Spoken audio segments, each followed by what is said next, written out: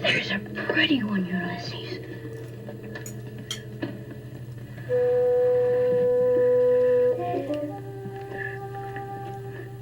There it is. Hello BookTube, I'm Shawn the Book Maniac. Here I am with another book review, this of Alia Trabucco Zerán's novel, The Remainder, translated from the Spanish by Sophie Hughes. This was, I believe, shortlisted for the Booker International Prize in 2019, and I read it just before Women in Translation Month began, at the very end of July. So I thought I wanted to get a review out there, because maybe some of you might not have chosen all of your books for Women in Translation Month, and I nominate this one for your urgent attention. This was a 5-star read for me. It's not a perfect novel, it's a debut. It's a very impressive debut, beautifully translated, and it confused and beguiled me. So it's about 3 young people set in relatively present days. The most present narrative is close to now, but the childhood goes back to the beginning of the end of the Pinochet era in Chile. 1988 was that plebiscite that began the process of ousting him. Then those children, we see the 2 girls in 1988, and then it jumps way close to now, and they are young adults. The structure of this is very interesting. Structure is not something I usually pay much attention to unless things are going wrong. When things are going well, I just kind of fall into the book and don't think about how it's structured. But the structure here is intriguing. So, 2 narrators. One of them is Felipe, and he and the other narrator, Ikela, were childhood friends, and they grew up together. He was almost, I think, unofficially adopted brother of Ikela's. And part of the experience of reading this novel is to discover bit by bit what the actual connection was between these families. Paloma is the 3rd one, and she is a daughter of a Chilean exile, and her mother had been revolutionary anti-Pinochet activist in Chile with Ikela's mother and Felipe's father. And that's all I'm going to say, because it's a process of discovery that makes this a fascinating read. But Felipe's chapters begin at chapter 11 and go down to chapter 0. And why that is part of the joy of, again, discovering the novel. And Ikela's chapters are open and closed parentheses with nothing in between them. And that also is something that you have to read quite a ways into the novel to get a sense of what that's all about. And I loved both discovering that and discovering that I wasn't told everything there was to fully understand it. So that's the kind of book this is. I love the writing. The style of prose is very different in the Felipe sections than in the Ikela sections. Felipe's chapters are usually one long sentence, and I don't like that as a general rule, but I got used to it quite early in the novel and thought they were gorgeously written. And Felipe is obsessed with counting the dead.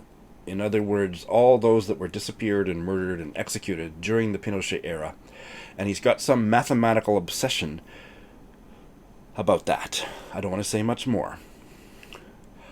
It wasn't realistic. It made him kind of a surreal, larger-than-life character, and yet he shows up in Ikela's narrative as a rather realistic, lovable, kind of comprehensible character. And there's a disjuncture between those 2 parallel narratives that ultimately did work for me, but was a bit weird. And by the end, I thought it was weird in a good way. Paloma is very sexual. There's a lot of sex. This is a very sexy story, not only, but it is sexy. All 3 of them are sexy in their own way. And we don't ever go inside Paloma's character, but we see her from both Felipe and Ikela's perspective. We meet Paloma in the adult section of the story because her mother has died in Germany and she has come home to bury her mother in Chile. But there is an ash storm. I thought it was from a volcano, but the more I have kind of reread stuff, it was just one of those ash storms. It wasn't from a volcano. Anyway, maybe it was. Doesn't matter, I don't think, but there's an ash storm, and so the flight that's carrying her mother's body is diverted to Argentina. And then the bulk of this novel is a road trip that the three of these people take to the city of Mendoza, I believe, in Argentina to retrieve Paloma's mother's body. And there's some sexy bits and lots of flashbacks to their childhood, and you begin to understand more of the connection between them. And that made for a really great narrative arc, I thought. I will say the ending confused me, and I hesitated to do a review when I was still not settled about the ending, but I couldn't wait, and maybe this is the kind of ending, maybe other people would experience the ending differently, but I'm okay with not really quite being sure of what it all ended up being. I love the characters, I love the sexuality, I loved the mutedness of... I loved the way that Zerán didn't tie everything up in a nice little bow, hence the ending, but also it's not deeply focused. It is a story about the second generation after a national trauma, the Pinochet era.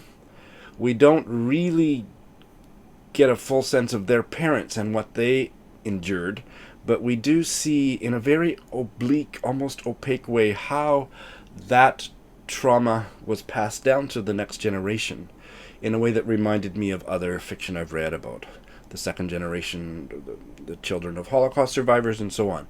And that's all in here, but it's done with just a very light touch. And if you're reading it wanting to get a clear sense of that, maybe this is not the novel for you, but everything is dusted or covered with that narrative ash. That's probably a terrible metaphor, but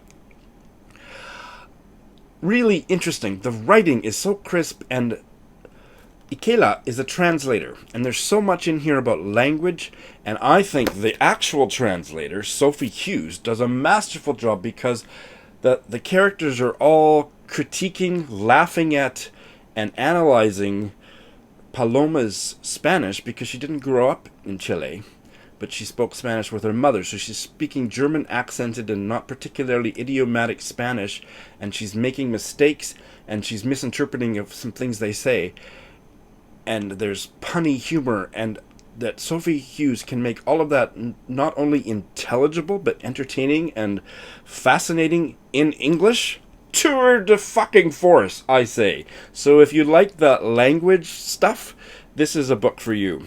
I think that's maybe all I need to say. I really enjoyed it, and it's a debut. So I can't wait for her next one.